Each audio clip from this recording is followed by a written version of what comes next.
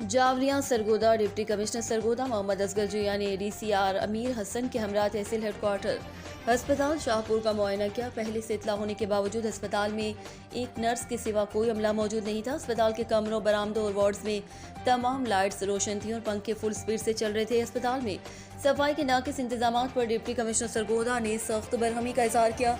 उन्होंने assistant commissioner Shahpur Farooq Tufail को अस्पताल के मामलात बेहतर बनाने की हिदायत की। डिप्टी कमिश्नर मोहम्मद असगर जिया ने रमजान बाजार शाहपुर का भी मुआयना किया, जहां उन्होंने स्टॉल्स पर रखी गई अशिया के मयार को चेक किया और वहां मौजूद ग्राहकों से अशिया सर्व की कीमतों और दस्तियाबी के बारे में पूछा। ग्राहकों ने बताया कि रमजान बाजार में बड़ा गोश्त नहीं मिलता। कसाब थोड़ा सा गोश्त फरोख्त करने के लिए लेकर आते हैं, जिसे सुबह सवेरे बेचकर अपनी बाजार में मौजूद दुकान पर चले जाते हैं।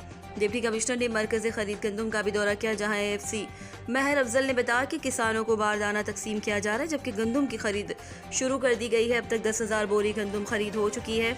डिप्टी कमिश्नर ने महकमा खुराक के गोदामों की खस्ता हाली पर तशवीश का इजहार किया। बाद डिप्टी कमिश्नर ने करीबी कस्बा चाचर शरीफ का दौरा किया, जहां सड़कों की तामीर और दीगर तरक्याती मनसूबों का जायजा लिया। उन्होंने ज़ेर तामीर शाहपुर चाचर रोड के मयार को देखा और हिदायत की कि इस सड़क को मुकर्रर मियाद के मुताबिक मुकम्मल किया जाए। रिपोर्ट जफर अब्बास, तहसील रिपोर्टर शाहपुर जावलिया।